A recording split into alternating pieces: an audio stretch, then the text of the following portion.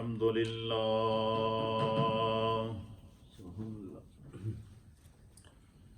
الحمد لله نحمده ونستعينه ونستغفره ونؤمن به ونتوكل عليه ونعوذ بالله من شرور أنفسنا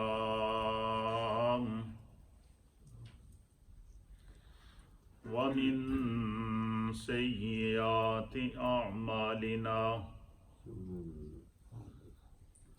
من يهده الله فلا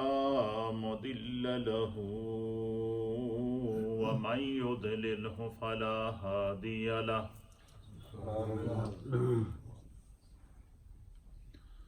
ونشهد أن لا إله إلا الله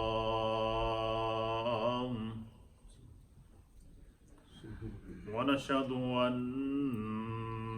سيدنا ونبينا ومولانا محمدًا عبده ورسوله أما بعد فأعوذ بالله من الشيطان الرجيم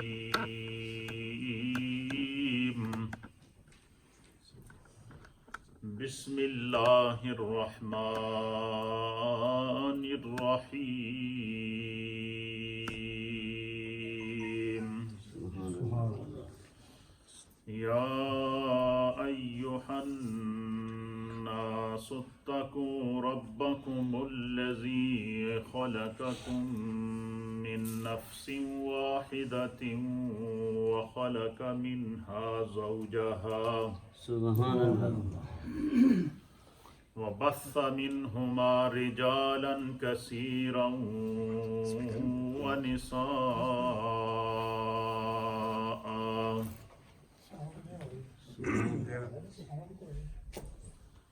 واتقوا الله الذي تساءلون به والأرحام إن الله كان عليكم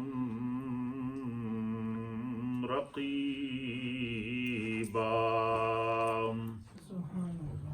آمنت بالله وصدق الله مولانا العظيم وصدق رسوله النبي الأمين الكريم ونحن على ذلك لمن الشاهدين والشاكرين والحمد لله رب العالمين إن الله وملائكته يصلون على النبي يا أيها الذين آمنوا صلوا عليه وسلموا تسليما اللهم صل وسلم على سيد الأنبياء والمرسلين وعلى آله الطيبين وأصحابه الطاهرين أجمعين. الصلاة والسلام عليك يا سيدي يا رسول الله وعلى آلك وصحابك يا سيدي يا حبيب الله. الصلاة والسلام عليك يا سيدي يا رسول الله وعلى آلك وصحابك يا سيدي يا رحمة للعالمين. حمد و صلات کے بعد اللہ رب العالمین کا لاکھ لاکھ شکر اور مولا کریم کا بڑا ہی احسان ہے کہ جس رب کائنات نے ہم گناہگاروں کو شکل انسانی میں پیدا فرمایا اور ہمیں طرح طرح کے انعامات اور اکرامات سے نوازا، بالخصوص ہماری ہدایت اور رہنمائی کے لیے ہمیں ایسے ہادی اور رہبر عطا فرمائے کہ ان کے بتائے ہوئے احکامات پر اگر ہم عمل کریں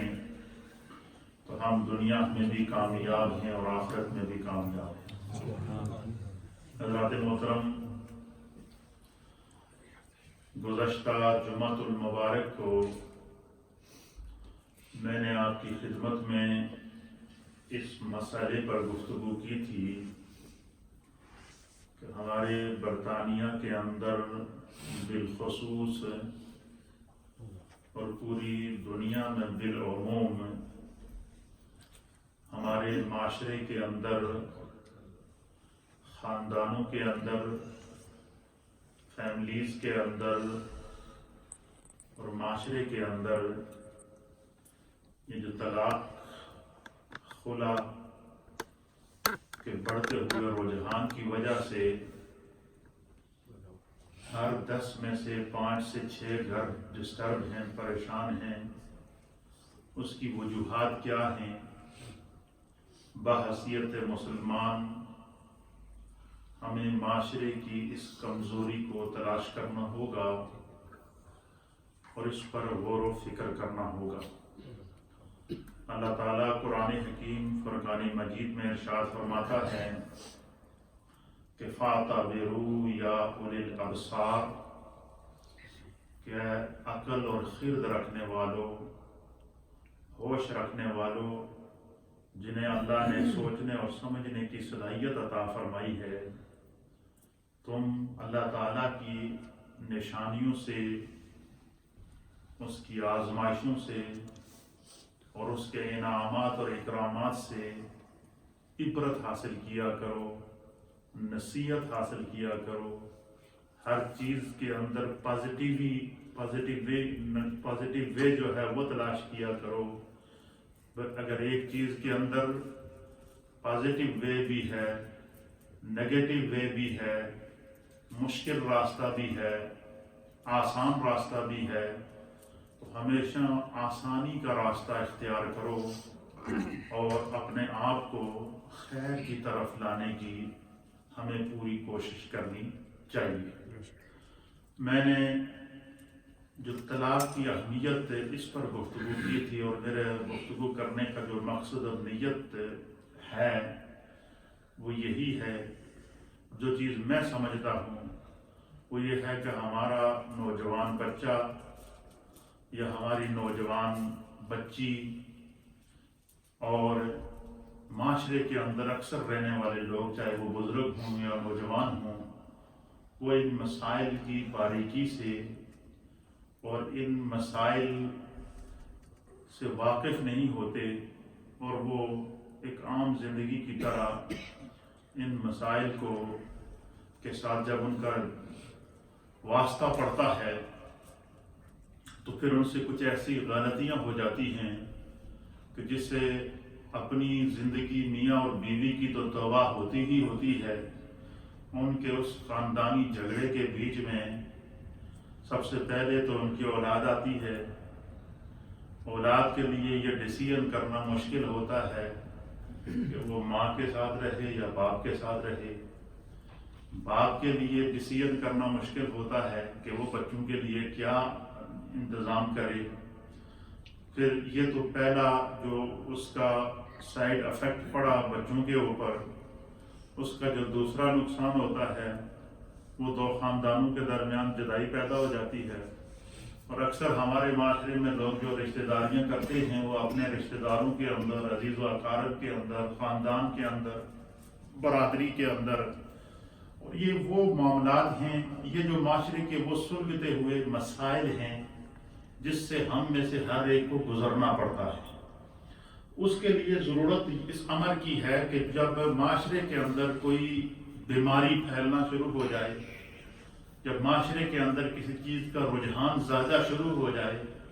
تو معاشرے کے علماء کی بھی یہ ذمہ داری ہے، اہل خیر کی بھی یہ ذمہ داری ہے، اہل فکر و دانش کی بھی یہ ذمہ داری ہے کہ اس مسئلے کے جو ماہرین ہیں وہ اس کی اویئرنیس لوگوں کو دیں۔ تو میں نے اس مسئلے پر پچھلے جمعے کو گفتگو کی، طلاق ہونے کی جو وجوہات ہیں، تو آپ یقین کریں گے کہ لاکھوں میں میرا وہ پروگرام لوگوں نے دیکھا ہے پوری دنیا میں، اس کے اوپر کامنٹس کیے ہیں، اور بعض لوگ وہ تھے کہ جنہوں نے کامنٹس کے ذریعے ریکویسٹ کی ہے کہ آپ اس مسئلے کو مزید بیان کریں، مزید تاکہ لوگوں کو اویئرنیس ملے۔ بعض اس کے اوپر وہ کمنٹس آئے ہیں کہ بعض لوگوں نے، نوجوانوں نے اس کے اوپر کمنٹس کر کے کہا یہ آپ نے اتنا باریک مسئلہ بیان کیا، ہمیں تو اس کا علم ہی نہیں تھا، آپ کی گفتگو سننے کے بعد ہمیں اس کا علم ہوا۔ تو اس لیے میری کوشش اکثر یہی ہوتی ہے کہ تقریریں تو آپ سنتے ہی رہتے ہیں، مسائل، فضائل، مناقب، نعرے، جوش۔ آج کل جوش کے بجائے اگر ہوش سے کام لیا جائے تو اس کی زیادہ ضرورت ہے ہمارے معاشرے کے اندر۔ تو اس کے لیے سب سے پہلی بات تو یہ ہے کہ بالخصوص میں اپنی اس گفتگو میں جو ہمارے ینگسٹر نوجوان یہاں سنتے ہیں، وہ جو ریڈیو کے ذریعے، چاہے وہ بچیاں ہوں، مائیں ہوں، بہنیں ہوں، عزیز و اقارب ہوں، یا سوشل میڈیا کے ذریعے جہاں جہاں جس ملک کے اندر یہ میری گفتگو جا رہی ہے، سب سے پہلی بات تو یہ ہے کہ بھائی باتیں نہیں کریں میرے بھائی، یا اپنے فون سب بند کریں، مسجد میں جب آیا کریں تو اپنے آپ کو بالکل آزاد کر کے آئیں، رحم فرمائیں اپنے آپ پر۔ تو بعض جو ہمارے نوجوان ہیں ان کی یہ ذمہ داری ہے، ان کے اوپر سب سے بڑی ذمہ داری یہ بنتی ہے کہ مثلاً جب والدین اپنے کسی بچے یا بچی کے رشتے کے بارے میں انٹرسٹڈ ہوں، اس بچے اور اس بچی کو، بالخصوص ینگسٹر سے میں مخاطب ہوں، اس بچے اور اس بچی کو اتنا ضرور سوچنا چاہیے کہ یہ میرے ماں باپ وہ ہیں جنہوں نے میری زندگی کے 20 سال، 25 سال یا 30 سال ہو گئے، میری بچپن سے لے کر اس وقت تک پرورش کی ہے، مجھے پڑھایا ہے، میری ہر ضرورت کو پورا کیا ہے۔ کم از کم نوجوانوں کو، بچوں اور بچیوں کو اپنے ماں باپ کے بارے میں اتنی سوچ ضرور رکھنی چاہیے کہ یہ میرے حق میں کوئی غلط فیصلہ نہیں کریں گے۔ نمبر 1 بات، جب ایسی سوچ پیدا ہوگی معاشرے کے اندر کہ نوجوان بچے کو اور بچی کو جب اس کے رشتے کی بات کی جائے تو اس کے ماں باپ اگر اس کو گارنٹی دیں اور یہ کہیں کہ بھائی یہ ہمارے جاننے والے ہیں، ان کی بہت اچھی بچی ہے، نیک بچی ہے، یا ان کا بہت اچھا بچہ ہے، نیک بچہ ہے، ان کے والدین یہ ہیں، یہ اچھے لوگ ہیں، پڑھے لکھے لوگ ہیں، ہم ان کو ذاتی طور پر جانتے ہیں، اور ہمارے نزدیک ہمارے حق میں اس کا یہ رشتہ بہتر ہے، تو اس بچے کو اور اس بچی کو اتنا اختیار ضرور ہے کہ وہ اگر اس کو ریجیکٹ کرنا چاہتے تو بے شک کرے، لیکن کم از کم اس کو یہ چاہیے کہ میرے والدین نے اگر میرے بارے میں بہتر سوچا ہے تو وہ اپنے طور پر بھی پہلے اس کی ویریفیکیشن کر لے، اپنے طور پر بھی معلومات کر لے، تسلی کر لے۔ بسا اوقات ایسا ہوتا ہے کہ بعض نوجوان بچے یا بچیاں جو ہوتی ہیں وہ اس حد تک کالجوں کے، اسکولوں کے، یونیورسٹیز کے ماحول سے متاثر ہو جاتی ہیں کہ وہ اپنے لیے اپنا لائف پارٹنر خود ہی تلاش کر لیتے ہیں۔ اب انہیں جو ہے وہ اگر والدین ان کے مسئلے میں رکاوٹ بنتے ہیں یا والدین اسے کہتے ہیں کہ بھائی تم ایسا کام نہ کرو، یہ تمہارے حق میں بہتر نہیں ہے، تو وہ والدین کی بات بھی سننے کے لیے تیار نہیں ہوتا ہے۔ ان کا دماغ جو ہے وہ اس حد تک وہ ہو جاتا ہے کہ وہ ان کو بھی ریجیکٹ کر دیتے ہیں۔ تو یہاں سے آ کر پھر جب تسلی نہیں ہوتی تو پھر معاشرے کے اندر بگاڑ پیدا ہوتا ہے، پھر آگے جا کے اس طرح کے جو بنائے ہوئے رشتے ہوتے ہیں وہ پروان نہیں چاہتے۔ نمبر 1۔ نمبر 2، بعد والدین کی بھی یہ ذمہ داری ہے کہ ہم جس معاشرے میں رہتے ہیں، جب بچے انڈر ایج ہوں، ہمارے کنٹرول میں ہوں والدین کے اندر، تو والدین کم از کم اپنے چھوٹے بچوں اور بچیوں کے لیے ایک وقت مقرر کریں کہ کم از کم رات کو سونے سے پہلے یا جب بھی ان کو وقت ملے وہ 1 گھنٹہ، آدھا گھنٹہ بچوں سے، بجائے اس کے کہ آپ بچوں سے یہ ڈسکس کریں کہ تو نے فلاں کارٹون دیکھے ہیں وہ کیسے تھے، یہ ڈسکس کریں کہ تو نے فلاں ڈرامہ دیکھا ہے وہ کیسا تھا، یہ ڈسکس کریں کہ تو کون سی فلم تو نے دیکھی ہے۔ یہ ہوتا ہے معاشرے کے اندر، یہ ہیں تو بڑی کڑوی باتیں لیکن یہ ہم سب کے اندر پائی جاتی ہیں، تو اس کو ڈسکس کریں۔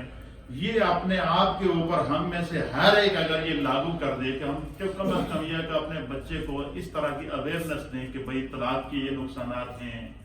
اچھی فیملی کی یہ فوائد ہیں، نیک اولاد کے یہ فائدے ہیں، یہ اس کا نقصان ہے، یہ اس کا فائدہ ہے، تو ہمارے گھر کے اندر موجود چھوٹے چھوٹے جو بچے اور بچیاں ہیں ان کو جب گھر کا ماحول اچھا ملے گا تو اچھی ذہنیت ملے گی۔ حدیث پاک کے اندر آتا ہے، اللہ کے پیارے حبیب لبیب نبی رحمت جناب سید العالمین محمد الرسول اللہ صلی اللہ تعالی علیہ وآلہ وسلم کا ارشاد ہے، حضور علیہ السلام فرماتے ہیں کہ افضلہ لسان ذاکر۔ نبی پاک صلی اللہ علیہ وسلم نے فرمایا کہ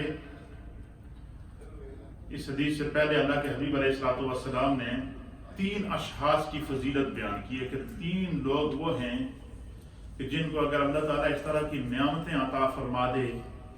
تو وہ دنیا میں بھی کامیاب ہوتے ہیں اور آخرت میں بھی اللہ تعالیٰ ان کو کامیابی دیتا ہے۔ اور ان میں سے پہلا شخص کون ہے؟ چاہے وہ مرد ہو یا عورت ہو، حضور نے فرمایا کہ افضلہ لسان ذاکر، کہ ان کو جو اللہ نے زبان عطا فرمائی ہے اس زبان سے اکثر و بیشتر وہ خدا کا ذکر کرنے والی زبان، جس زبان کے اوپر خدا کا ذکر جاری ہوتا ہے اس زبان کو اللہ گناہوں سے، برے راستے سے، بری صحبت سے، غیبت سے، چغلی سے، ہر طرح کی رذیل بیماریوں سے اللہ تعالیٰ محفوظ رکھتا ہے۔ تو فرمایا کہ جس شخص کو اللہ رب العالمین ذکر والی زبان عطا فرما دے، وقلب شاکر، اور شکر والا دل عطا فرما دے۔ دوسری چیز کیا ہے؟ شکر والا دل عطا فرما دے۔ وزوجۃ مؤمنۃ تعینہ علی ایمانہ۔ حضور علیہ السلام نے فرمایا کہ کسی بھی شخص کی فضیلت یہ ہے کہ اللہ تعالیٰ اس کو ذکر والی زبان عطا فرمائے، وہ اپنی زبان پر اللہ کے ذکر کو جاری رکھے اور اپنے دل کو اللہ کا صابر اور شاکر رکھے۔ اور تیسری چیز یہ ہے کہ وہ اپنے لیے ایسی بیوی کا انتخاب کرے، ایسی زوجہ کا انتخاب کرے کہ زوجۃ مؤمنۃ، نیک بیوی ہو، مومن بیوی ہو، تعینہ علی ایمانہ، جو اپنے شوہر کے ایمان میں اس کی مدد کرے۔ کیا کرے؟ شوہر کے ایمان کے اندر اس کی مدد کرے، تو اللہ کے حبیب علیہ الصلوۃ والسلام نے باقاعدہ لڑکیوں کو بھی لڑکوں کو بھی باقاعدہ اس کی نصیحت کی کہ جب تم اپنی زندگی کا ڈیسیژن لو شادی کا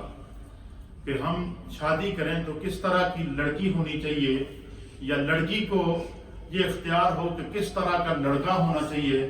یا والدین جو جن کے بچے ان کے تابع ہیں ان کی کیا ذمہ داری ہے کہ وہ اپنے بچوں کے لیے اور اپنی اولاد کے لیے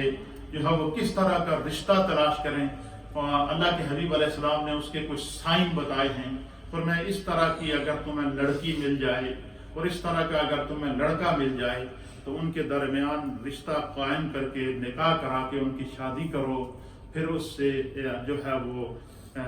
آگے جو ان سے آنے والی اولاد ہوگی ان کی اچھی تربیت ہوگی اور معاشرے کا ماحول بھی اچھا ہوگا، گھر کا ماحول بھی اچھا ہوگا، بیوی اور خامد کی زندگی بھی اچھی گزرے گی۔ تو حدیث پاک ہے، اس کو امام ترمذی نے روایت کیا، حضرت ابو ہریرہ رضی اللہ تعالیٰ عنہ اس حدیث کے راوی ہیں۔ آپ بیان فرماتے ہیں کہ قال رسول اللہ صلی اللہ تعالیٰ علیہ وآلہ وسلم، کہ نبی اکرم صلی اللہ تعالیٰ علیہ وآلہ وسلم نے ارشاد فرمایا کہ اذا خطب الیکم من ترضون دینہ وخلقہ فزوجوہ الا تفعلوہ تکن فتنة فی الارض او فساد عریض او کما قال علیہ الصلوۃ والسلام۔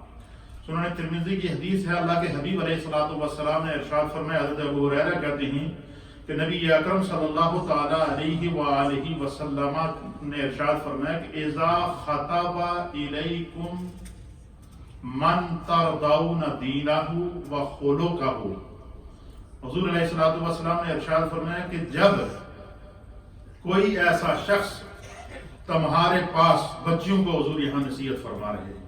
کہ جب تمہارے پاس کوئی ایسا شخص نکاح کا پیغام بھیجے، یا تمہارے پاس کسی کا اس کی آسان سلیس میں کہ کوئی تمہارے پاس کوئی رشتہ آ جاتا ہے، تو تم، اللہ کے حبیب علیہ الصلوۃ والسلام نے فرمایا کہ جس کی دینداری اور اخلاق تمہیں پسند ہوں، بظاہر تم معلومات کر لو کہ یہ جس بچے کا میں رشتہ کر رہا ہوں یا جس بچی کا میں رشتہ کر رہا ہوں، یہ دینداری کے اعتبار سے، اچھے اخلاق کے اعتبار سے، اچھے کردار کے اعتبار سے، خاندانی اعتبار سے، ہر اعتبار سے یہ ہمارے مزاج پر پورے اترتے ہیں۔ فرمایا جب تم اس کی تسلی کر لو، فزوجوہ، حضور نے فرمایا اللہ کا نام لے کر انہوں کا رشتہ کر لے۔ کیا کر لو؟ تمہاری ذمہ داری یہ تھی کہ ظاہری طور پر تم اس کا انتخاب کرو۔ اب اس میں ان بچوں کے لیے اور بچیوں کے لیے بھی پیغام ہے کہ مثلا اگر والدین کہتے ہیں کہ فلاں جس جگہ سے تمہارا رشتہ ہو رہا ہے وہ تمہارے حق میں بہتر نہیں ہے، وہ لوگ ٹھیک نہیں ہیں، لڑکی ٹھیک نہیں ہے، لڑکا ٹھیک نہیں ہے، غلط سوسائٹی میں ہے، لیکن چونکہ ہماری نوجوان نسل جو ہوتی ہے وہ ایک دوسرے کی محبت میں بالکل اندھے ہوتے ہیں اور پھر وہ کام کر گزرتے ہیں، بعد میں جب مسائل کا شکار ہوتے ہیں تو بات طلاق کی نوبت تک پہنچ جاتی ہے۔ تو اس حدیث میں ہمیں پیغام کیا دیا گیا ہے کہ جب بھی بچے کا رشتہ کرو تو ان کی دینداری کو، ان کے اچھے اخلاق کو، ان کی تربیت کو اپنے سامنے رکھو۔ کیوں؟ ان دونوں کے رشتے سے آگے ایک معاشرہ بنے گا، ان دونوں کے رشتے سے پیدا ہونے والی آگے ایک نسل چلے گی، ان دونوں کے رشتے سے ایک نیا خاندان وجود کے اندر آئے گا۔ تو اس لیے بعض بچے ضد کر جاتے ہیں، وہ اپنے والدین کی نہیں سنتے، بڑوں کی نہیں سنتے، اور بعد میں وقتی طور پر شادی کر لیتے ہیں، بعد میں پھر جب ان کا نباہ نہیں ہوتا تو پھر وہ مشکل کا شکار ہوتے ہیں۔ پچھلے جمعے کو میں نے آپ کی خدمت میں ایک مسئلہ پیش کیا تھا، وہ یہ کہ جب بیوی اور شوہر کے درمیان جھگڑا ہوتا ہے اور بعض عورتوں کی یہ عادت ہوتی ہے کہ وہ شوہر کو اکساتی ہیں، اور بعض شوہروں کی یہ عادت ہوتی ہے کہ وہ بات بات پر بیوی کو تنگ کرتے ہیں، اور اس کا اثر ان کے بچوں کے اوپر پڑتا ہے، اولاد کے اوپر پڑتا ہے، پھر معاشرہ بگڑ جاتا ہے۔ پھر وہ بیوی اسے کہتی ہے کہ اگر تو مرد بچہ ہے تو میں نے طلاق دے۔ تو پھر کیا ہوتا ہے جناب علی، وہ پھر اپنی مردانگی دکھاتا ہے، اور مردانگی میں وہ ایک دم 3 طلاقیں دے کر گزر جاتا ہے، بعد میں پتہ چلا جی ہمارے بچے بھی تھے، چھوٹے چھوٹے بچے تھے، تو اس میں ایک مسئلے کی اور میں ساتھ ساتھ اس کے اندر شامل کر دوں کہ میں نے آپ کی خدمت میں پیش کیا تھا کہ اگر شوہر اپنی بیوی کو طلاق دے دے تو اس کا جو شرعی طریقہ ہے طلاق دینے کا کہ وہ اگٹھی 3 طلاقیں نہ دے، اگر ایسا نواح نہیں ہوتا تو وہ کیا کرے، 1 طلاق دے اور پھر 3 مہینے 3 حیض تک عدت گزرے. لیکن یہ عدت اس صورت میں ہے کہ اگر عورت پریگننٹ نہیں ہے یا حاملہ نہیں ہے. ہمارے ہاں یہ بھی ایک عجیب و غریب لوگوں کے درمیان سوچ ڈالی گئی ہے، اور اکثر لوگ یہ کہتے ہوئے سنے جی وہ اس اپنی بیوی کی طلاق دے دیتی ہے پر اس کی بیوی حاملہ سی زیادہ طلاق نہیں ہوئی. یہ ایسی باتیں کرتے ہیں یا نہیں کرتے کہ بیوی کے پیٹ میں بچہ تھا، طلاق تو دی اس نے لیکن طلاق نہیں ہوئی. کیوں نہیں ہوئی ہے جی؟ اس لیے کہ اس کی بیوی حاملہ تھی. اب مسئلہ یہ ہے، یہ شریعت کا مسئلہ ہے کہ اگر بیوی پریگننٹ ہے اور شوہر نے اس کو طلاق دے دی تو طلاق ہو جائے گی. کیا ہوگی؟ ہو جائے گی. لیکن اس کی جو عدت طلاق ہے، عدت طلاق اس وقت تک ہے جب تک وہ بچہ پیدا ہوتا یا بچی پیدا ہوتی. مثلا ایک عورت کے پیٹ میں 1 مہینے کا بچہ ہے. کتنے؟ 1 مہینے کا بچہ ہے، شوہر نے اس کو طلاق دے دی. کیا کرتی؟ اب طلاق ہو گئی ہے. یہ مسئلہ ذہن میں رکھیے، جو لوگوں کو گمراہ کیا جا رہا ہے نا کہ کوئی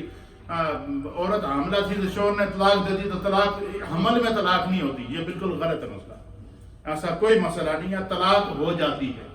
لیکن مسئلہ یہ ہے کہ اس کی عدت جو ہے، مثلا 1 مہینے کا اس کے پیٹ میں بچہ تھا، شوہر نے اس کو طلاق دے دی. اب بچے کو پیدا ہونے کے لیے کم از کم 8 مہینے اسے مزید درکار ہے یا نہیں؟ 8 مہینے وہ بچہ اس کے پیٹ میں رہے گا. 9 مہینے کے بعد پھر جا کر اس کے یہاں وہ بچے کی ولادت ہوگی. اب حکم شرع یہ ہے کہ بیوی کو طلاق تو ہو چکی ہے، لیکن وہ 8 مہینے تک جب تک وہ بچہ اس کے پیٹ میں ہے وہ عورت عدت، اس کی وہ عدت شمار ہوگی، وہ عدت طلاق شمار ہوگی. اور وہ عدت، اور اسی طریقے سے کسی بیوی کا شوہر فوت ہو گیا تو اس کے لیے قرآن کریم میں اللہ نے فرمایا کہ اس کی جو عدت ہے وہ 4 مہینے اور 10 دن ہے. لیکن یہ اس صورت میں ہے کہ اگر اس کے پیٹ میں اس شوہر کا کوئی بچہ نہ ہو، تو اگر بچہ اس کے پیٹ کے اندر ہے تو وہ جب تک وہ بچہ پیدا ہوتا وہ جو ہے وہ عدت شمار کی جائے گی. اگر کسی نے حالت پریگننٹی کے اندر عورت کو جو ہے پریگننسی میں طلاق دے دی، طلاق ہو جائے گی. لیکن جب تک وہ بچہ پیدا ہوتا اس وقت تک وہ عدت شمار کی جائے گی. بچے کے پیدا ہونے کے بعد پھر وہ عورت آزاد ہوگی دوسری جگہ نکاح کرنے کے لیے. یہ شریعت نے باقاعدہ اس کی پابندیاں لگائی. اب مجھے بتائیں کہ ایک بندہ اتنے جوش میں آ کر وہ اپنی مردانگی دکھا رہا ہے، اس کو پتہ بھی ہے کہ میری بیوی پریگننٹ ہے، اور پھر بھی وہ اگٹھی 3 طلاقیں دے کے گزر جاتا ہے. بعد میں پھر وہ مسئلے تلاش کرتے پھرتے ہیں. بعد میں کبھی مفتی کے پاس جا رہے ہیں، کبھی کسی کے پاس جا رہے ہیں، یہ فلاں مسلک کے نزدیک جی جائز نہیں ہے. تو ہم وہاں گئے تھے تو آپ جو ہے وہ آپ نے اپنی زندگی کسی اور مسلک کے مطابق گزاری ہے، اور اپنی جو ہے وہ اب اپنی شرمندگی کو، اپنی اس غلطی کو بچانے کے لیے بندہ پھر جب الٹی سیدھی حرکتیں کرتا ہے. اور بعض ایسے معاشرے کے اندر دیکھا جاتے ہیں کہ وہ اپنی اولادوں کے سامنے اتنے مجبور ہو جاتے ہیں کہ وہ پھر ان کے اوپر نہ کسی مفتی کا فتویٰ اثر کرتا ہے، نہ کسی پیر کا فتویٰ اثر کرتا ہے، نہ کسی دیندار کا فتویٰ اثر کرتا ہے. پھر وہ کیا کرتے ہیں، وہ اسی طرح کی ساری زندگی گزارتے ہیں اور وہ پوری زندگی حرام کی زندگی کہلاتی ہے. وہ اسی طریقے سے ہے کہ جس طرح غیر شادی شدہ بچہ اور ایک شخص اگر اپنی بیوی کو 3 طلاقیں دے دے اور 3 طلاقوں کے بعد وہ کہے جی چھوٹے چھوٹے بچے ہیں جی ہم اگٹھے رہ جائیں گے جی میں نے فلاں سے پوچھ لیا، میں نے فلاں سے پوچھ لیا. یہ میں باتیں اس لیے بتا رہا ہوں کہ یہ ہمارے معاشرے کے اندر پائی جانے والی بیماریاں ہیں، ہمیں ان کا علم ہونا چاہیے. تو اس بجائے اس کے کہ بندہ جب اگر کوئی حالات خراب ہو جاتے ہیں، کون سی جگہ جہاں حالات خراب نہیں ہوتے، لیکن شرعی اسلامک طلاق کا طریقہ کیا ہے کہ بندہ اپنی بیوی کو 1 طلاق، کتنی طلاق دے؟ 1 طلاق دے. ایک طلاق کے دوران جب وہ 3 مہینے کی 3 حیض تک 3 پیریڈ تک عدت گزارے گی، اس دوران جب ان کو اپنے بچیاں بچے تنگ کریں گے تو ان کو ہو سکتا ہے احساس ہو جائے کہ ہم سے بہت بڑی غلطی ہوئی ہے، یا اس کی بیوی پریگنٹ تھی، جھگڑا ہو گیا، ایک دوسرے کو اپنی مردانگی دکھا دی، بیوی کی زبان چل گئی اور شوہر کی مردانگی ظاہر ہو گئی تو اس نے طلاق دے دی۔ ایسی صورت میں بھی انتہائی احتیاط کرنی چاہیے۔ پہلی بات تو یہ ہے کہ نبی پاک نے فرمایا کہ حلال کاموں میں سے جو اللہ اور اس کے رسول کو سب سے ناپسندیدہ عمل ہے وہ ہے طلاق، اس سے حتی الامکان بچنا چاہیے۔ اگر ایسی صورت پہنچ گئی تو کسی نے اگر اس کے منہ سے ایسے الفاظ نکل گئے تو فرمایا کہ اس کو یہ احتیاط کرنی چاہیے کہ وہ ایک طلاق دے۔ جب ایک طلاق دے گا تو اسے پتہ چلا کہ میری بیوی پریگنٹ ہے، اس کے پیٹ میں بچہ ہے، پھر اس کو احساس ہو گیا، وہ طلاق رجعی ہے، وہ واپس رجوع کر لے، کیا کر لے، اور اس کے ساتھ اس کو تو یہاں تک شریعت نے اختیار دیا کہ مثلا اگر اس کی بیوی کے پیٹ میں بچہ ہے اور اس کو بچے کی پیدائش میں 5 مہینے باقی ہیں، 6 مہینے باقی ہیں، 7 مہینے باقی ہیں، 8 مہینے باقی ہیں، 8 مہینے تک اس کی بیوی کیا ہے، وہ عدت کے اندر ہے، کیونکہ وہ پریگنٹ ہے۔ 8 مہینے کے اندر اگر اسے ہوش آ جاتا ہے، 7 مہینے میں ہوش آ جاتا ہے تو وہ فوراً رجوع کر لے، کیوں کہ اس نے ایک طلاق دی ہے۔ لیکن اگر وہ غصے میں آ کر، جوش میں آ کر اس نے 3 طلاقیں دے دی تو 3 طلاقیں واقع ہو جائیں گی، پھر جو ہے وہ بیوی اس کے لیے حلال ہے نہیں رہے گی۔ یہ ساری وہ چھوٹی چھوٹی چیزیں ہیں جن کو سمجھنا انتہائی ضروری ہے۔ اس کے لیے کیا کہ ہم اس وبا سے اپنے آپ کو کیسے بچا سکتے ہیں، اس وبا سے اپنے آپ کو بچانے کے لیے اویئرنیس کی ضرورت ہے۔ ہمارے نوجوانوں کو اس بات پر غور کرنا چاہیے۔ چھوٹی چھوٹی باتوں پہ گھروں میں اگر جھگڑے ہو جائیں تو جھگڑوں میں آپ ایک دوسرے کو اصلاح کریں، ایک دوسرے کو ڈانٹ ڈپٹ کریں۔ اب جھگڑے میں طلاق ہی کیوں یاد رہتی ہے؟ حتیٰ کہ یہاں تک یہ طلاق کا مسئلہ نازک ہے، حدیث پاک کے اندر آتا ہے، نبی پاک صلی اللہ علیہ وسلم نے فرمایا کسی نے مذاق میں بھی اگر اپنی بیوی کو کہا کہ میں نے تمہیں طلاق دے دی، مذاق کے اندر، تو فرمایا وہ طلاق ہو جائے گی۔ مذاق کے اندر اتنا نازک مسئلہ ہے، آپ اندازہ کریں کہ کسی نے اگر مذاق میں بھی اپنی بیوی سے کہا کہ میں نے تمہیں طلاق دے دی تو کیا ہو جائے گی؟ طلاق واقع ہو جائے گی۔ مذاق کے اندر بھی طلاق ہو جاتی ہے۔ پھر بیوی اور شوہر کے درمیان جھگڑا ہو رہا ہے، یہاں تک فقہا اور ہمارے محدثین نے لکھا ہے، اور بیوی شوہر سے طلاق کا مطالبہ کر رہی ہے اور بار بار تکرار کر رہی ہے کہ تو مجھے طلاق دے، اور بار بار اس سے تکرار کر رہی ہے اور شوہر اسے طلاق نہیں دینا چاہتا۔ لیکن جب وہ بار بار تکرار ہوئی ہے، بحث ہو رہی ہے، اور بحث کے دوران اگر شوہر کی زبان سے یہ الفاظ نکل جائیں کہ میں نے تمہیں آزاد کر دیا، کیا کر دیا؟ اب یہ بظاہر تو مومل الفاظ ہیں، لیکن علماء اور محدثین نے لکھا ہے کہ پھر بھی ایک طلاق واقع ہو جائے گی۔ کیوں؟ کہ ان کے درمیان جو لڑائی ہے اس میں مذاکرہ طلاق پایا جا رہا ہے،